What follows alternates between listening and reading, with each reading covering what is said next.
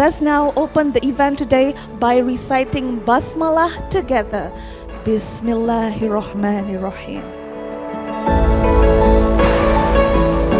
Bismillahirrahmanirrahim.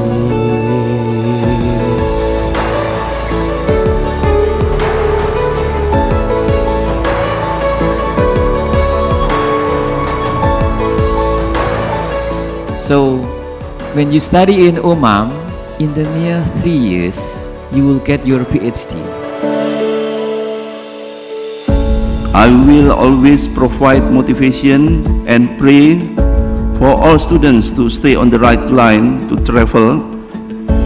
Bapak dan Ibu nanti akan didampingi oleh co-supervisor, pembimbing pendamping yang berasal dari perguruan tinggi masing-masing. Universitas Muhammadiyah Malaysia, bagian dari program unggulan Muhammadiyah. But after that, we have to struggle harder to invite other students from other nations.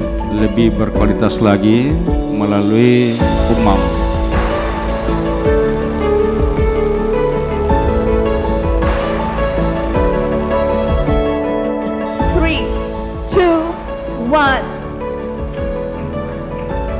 Let's give a big round of applause.